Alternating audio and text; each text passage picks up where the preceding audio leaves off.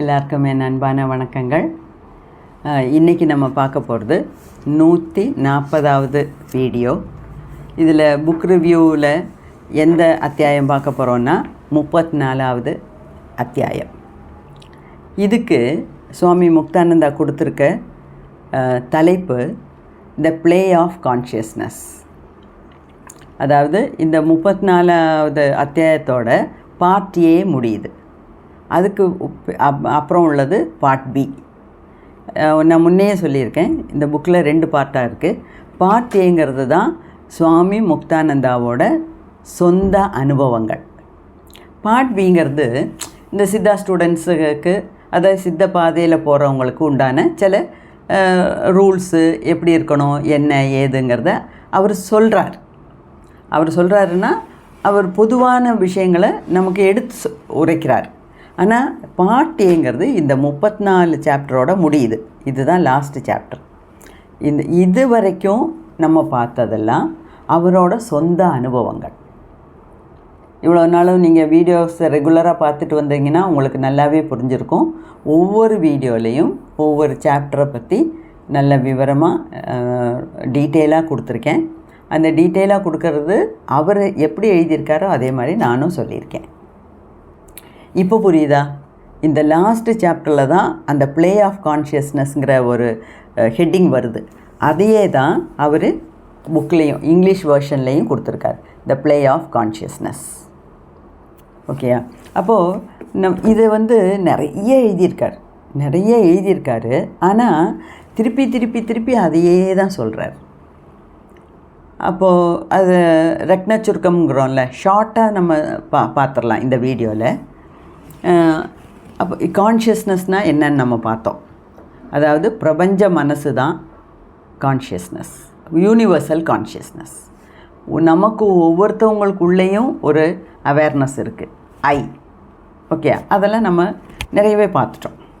இப்போது முக்தானந்தா என்ன சொல்கிறாருன்னா, பெரிய சாப்டர் தான், ஆனால் திருப்பி பல விதத்தில் சொல்கிறார். ஓகே, அவர் என்ன சொல்கிறாருன்னா, இப்போது நான் என்னோடய மெடிடேஷனில், என்னோடய தியானத்தில் சிவனை பார்த்தேன். பராசக்தியோட விளையாட்டு தான் இதெல்லாம். என் உடம்பில் இவ்வளோ நாள் நடந்த விஷயங்கள் எல்லாம், அதாவது நான் மெடிடேஷனில் பார்த்த விஷயங்கள் எல்லாமே அந்த குண்டலினி சக்தியோட விளையாட்டு தான். ஆனால் கூட நான் அதோட உச்சக்கட்டத்துக்கு போயிட்டேன். என்ன தெரிஞ்சுக்கணுமோ அதெல்லாம் தெரிஞ்சுக்கிட்டேன். ஆனாலும் இப்போவும் நான் மெடிடேஷன் பண்ணிட்டு தான் இருக்கேன். இப்போவும் நான் தியானம் பண்ணுறேன். நான் எல்லாம் நான் சிவனை பார்த்துட்டேன், அதனால் எனக்கு இனிமேல் ஒன்றும் தேவையில்லை அப்படிங்கிற அந்த மனோபாவம் அதுக்கப்புறம் வராது.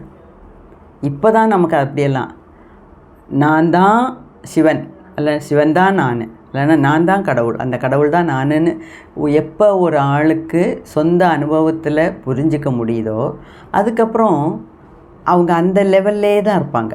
அதுதான் அந்த பரமானந்தங்கிற லெவல்.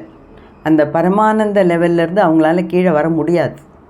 எவ்வளோ கஷ்டப்பட்டு எவ்வளோ சாதனைகள் பண்ணி என்னெல்லாம் அனுபவித்து அந்த லெவலுக்கு வராங்க.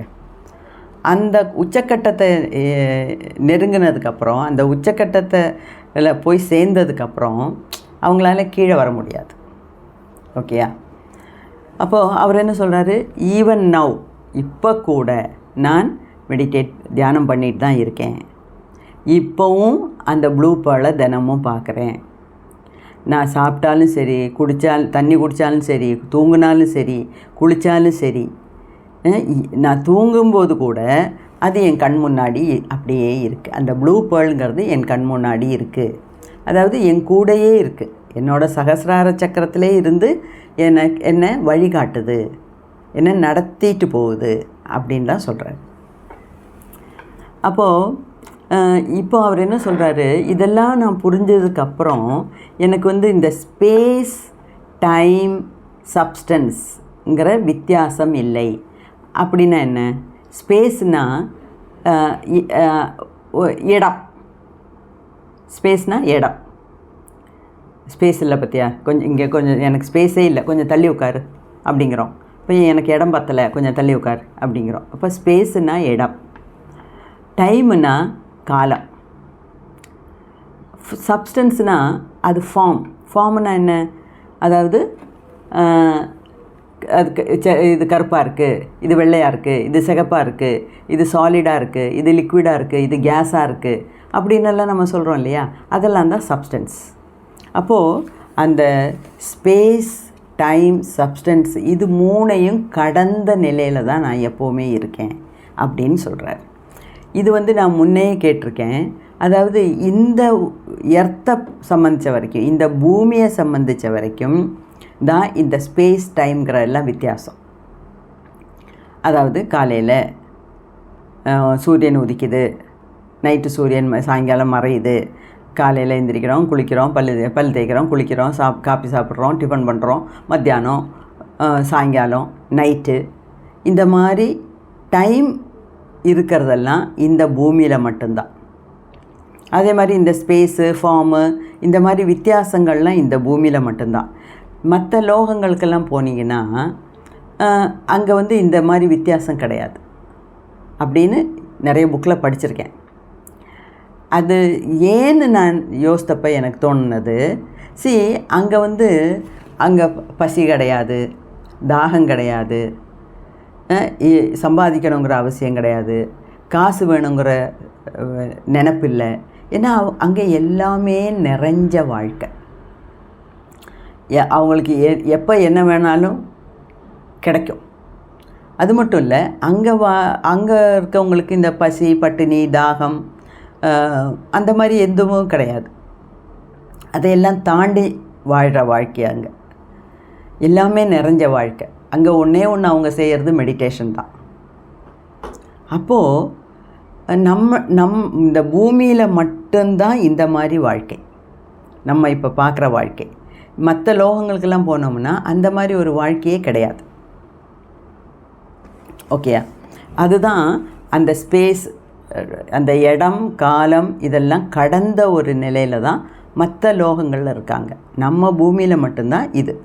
ஆனால் நம்ம பூமியில் இருக்கும்போதே ஒரு மகானாயிட்டோம்னா, அதாவது ஒரு மகான் நிலைக்கு வந்துட்டோம்னா, இப்போ சுவாமி முக்தானந்தா மாதிரி, பகவான் நித்யானந்தா மாதிரி, துக்காராம் மாதிரி, நம்ம சித்தர்கள் மாதிரி, அந்த நம்மளோட சித்தர்கள்லாம் எல்லா காலம், இடம், பொருள் இதெல்லாம் கடந்த நிலையில் இருக்கவங்க. ஓகேயா? அதை தான் இப்போ சொல்கிறார். அதாவது இந்த முக்தானந்தாவுக்கு இதில் எல்லாம் எனக்கு எந்த ஒரு நிர்பந்தமும் கிடையாது, ஒரு கட்டாயமும் கிடையாது. காலையில் எழுந்திரிக்கணும், இப்போ சாப்பிடணும், இல்லைன்னா பசி, இல்லைன்னா தண்ணி தாகம், அந்த மாதிரி எந்த ஒரு இதுவும் கிடையாது. அதெல்லாம் கடந்த ஒரு நிலைமையில், அதுதான் நிர்விகல்ப சமாதிங்கிறாங்க. நிர்விகல்ப சமாதினா அந்த சமாதியிலேயே அவங்க நாள் கணக்காக இருப்பாங்க. அவங்களுக்கு இத்தனை நாள் சமாதியில் இருந்தேன்னு கணக்கு இல்லை. அவங்களுக்கு அந்த காலம், பொருள், இடம், ஏவல் அப்படிங்கிறோம்ல, அதெல்லாம் தாண்டின ஒரு நிலைமைக்கு தான் அவங்க போயிடுறாங்க. ஓகே, அதைத்தான் நிறைய வார்த்தைகளில் இப்படியும் அப்படியும் இப்படியும் அப்படியும் போட்டு போட்டு போட்டு சொல்லியிருக்கார். ஓகே, அந்த மாதிரி. அப்புறம் அவர் என்ன சொல்கிறாரு, அதாவது இந்த நான் தான் இந்த பிரபஞ்சம் முழுக்க நிறைஞ்சிருக்கேன் அப்படிங்கிற ஒரு உண்மையை அவர் புரிஞ்சுக்கிட்டார். இப்போ என்கிட்ட நீ தான் இந்த பிரபஞ்சமான்னு கேட்டால் என்னால் அப்படி சொல்ல முடியாது. நான் இன்னும் அந்த நிலைமைக்கு உயரலை. நான் தான் இந்த பிரபஞ்சம்னா அதாவது பிரபஞ்சத்தில் ஒரு சின்ன துகள் நான் அப்படின்னு சொன்னால் எனக்கு புரிஞ்சுக்க முடியும். ஆனால் நானே தான் இந்த பிரபஞ்சம் முழுக்க வியாபிச்சிருக்கேன், இந்த பிரபஞ்சம் முழுக்க நிறைஞ்சிருக்கேன் அப்படின்னு எனக்கு இது வரைக்கும் தோணலை. ஏன்னா அந்த லெவலுக்கு நம்ம இன்னும் போகலை. அப்போது எப்போ அதாவது இவர் என்ன சொல்கிறாரு, அந்த சோகம்ங்கிறதோட உண்மையான அர்த்தம் எனக்கு இப்போ தான் விளங்குது அப்படிங்கிறாரு. அதாவது சோகம்ங்கிறது ஒரு மந்திரம். ஓகே, உள்மூச்சு வாங்கும்போது சோ, வெளிமூச்சு விடும்போது ஹம். அதே சிலவங்க திரும்பி போட்டு ஹம் சா அப்படின்னு சொல்லுவாங்க. சோகம்ங்கிறது ஒரு மந்திரம், ஹம்சாங்கிறது திருப்பி போட்ட அதே மந்திரம். ரெண்டில் எது வேணாலும் நம்ம சொல்லிக்கலாம். அப்போது அவர் என்ன சொல்கிறாரு, இப்போ தான் அந்த சோகம்ங்கிறதோட அர்த்தம் எனக்கு புரியுது. அதாவது சோகம் என்னங்கிறது எப்படி வந்துச்சுன்னா, சாங்கிறது அவன், ஹம்ங்கிறது நான். அப்போ நான் தான் அவன், அவன்தான் நான், நானே கடவுள் அப்படிங்கிற ஒரு நிலைமைக்கு இவர் வந்துட்டார். அதனால் இவருக்கு அவரோட மனோபாவத்தில் ரொம்ப ரொம்ப ரொம்ப ரொம்ப வித்தியாசங்கள் தெரியுது. இப்படி ஒரு செல்ஃப் ரியலைஸ்டான ஒரு முக்தனால தான், மகானால தான் நான் தான் இந்த யூனிவர்ஸ் மொத்தம் நிறைஞ்சிருக்கேன் அப்படின்னு நினைக்க முடியும். சாதாரணப்பட்ட மக்களால் அவ்வளவு தூரம் விரிஞ்ச ஒரு பரந்த மனப்பான்மையோட சிந்திக்க முடியாது. அவர் என்ன சொல்கிறாரு, இங்கே பாருங்கள், now I really know that myself pervades everywhere as the universe. myself, நான் தான் இந்த யூனிவர்ஸ் மொத்தம், இந்த பிரபஞ்சம் மொத்தம், இந்த பூமி மொத்தம் இல்லை, இந்த பிரபஞ்சம் மொத்தம் நிறைஞ்சிருக்கிறது நான் தான் அப்படின்னு அவருக்கு புரியுது. ஓகே. ரெண்டாவது இன்னொரு சத்தியம் அவர் என்ன சொல்கிறாருன்னா, இந்த பரமசிவனாக இருந்தாலும் சரி, பராசக்தி ஆனாலும் சரி, அந்த ஒரு சக்தியோட விளையாட்டு தான் நம்ம இந்த பூமியில் பார்க்குறது எல்லாமே. எந்த விஷயத்தை எடுத்துக்கிட்டாலும் அதுக்குள்ள இந்த சக்தியோட வெளிப்பாடு இருக்குது. அது நம்ம ஊனக்கண்ணால் பார்க்குறோமோ புரிஞ்சுக்கிறோமோ இல்லையோ தெரியாது. ஆனால் எங்கே போனாலும், எந்த இடத்துலையானாலும், அது ஒரு சின்ன புல்லானாலும் பூண்டானாலும் மண்ணானாலும் எதாக இருந்தாலும், இல்லை ஒரு பெரிய மரமானாலும் மலையானாலும் மனுஷனானாலும் ஆணானாலும் பெண்ணானாலும் குழந்தையானாலும் எதுலேயுமே இருக்கிறது இந்த சிவசக்தி ஓட வெளிப்பாடு. அது எல்லாத்துலேயும் உள்ளே இருக்கிறது அந்த சிவசக்தி தான் அப்படின்னு சொல்கிறாரு. பல விதமான வார்த்தைகளால் சொல்கிறார். அப்போது அவர் என்ன சொல்கிறாரு, ஞானேஸ்வர் ஒரு 2 பாட்டு எழுதியிருக்காரு.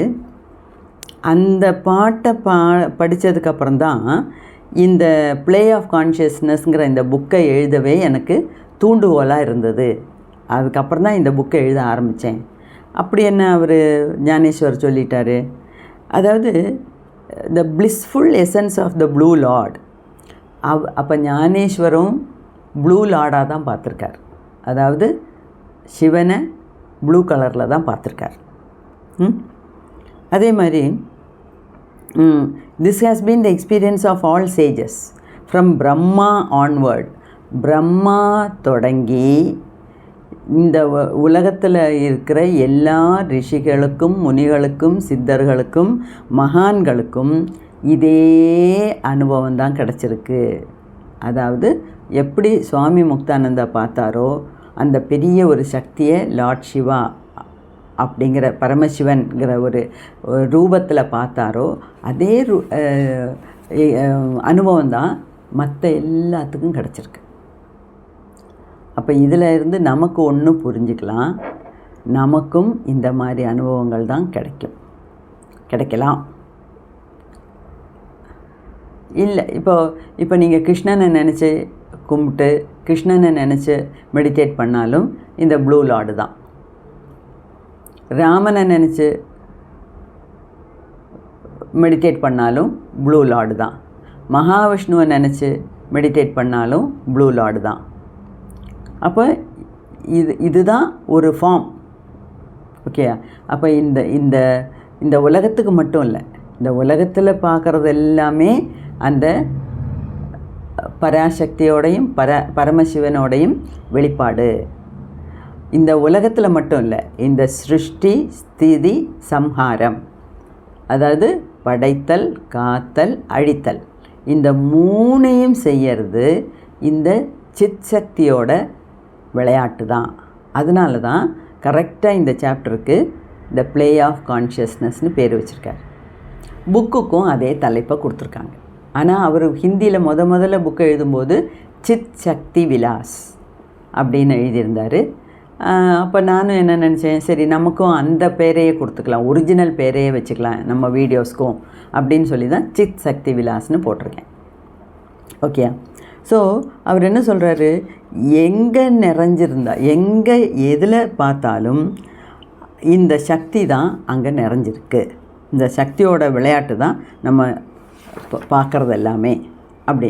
அப்போ எதில் மேனிஃபெஸ்ட் ஆகணும்னா எதில் பார்த்தாலும் நம்ம நிறைஞ்சு விரிஞ்சு பறந்து கிடக்கிறது இந்த பரமசிவனோ இல்லைன்னா பராசக்தியோடைய சக்தி தான்.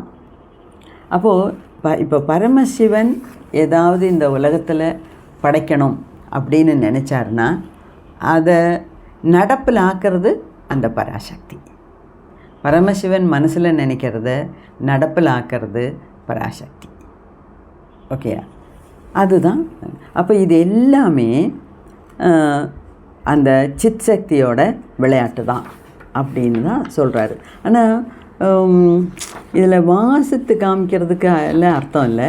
ஆனால் திருப்பி இதே தான் எல்லா இடத்துலையும் சொல்கிறாரு. சரி, ஐ யூ திஸ், நான் தான் நீ தான் நான் அப்படிங்கிறது தான்.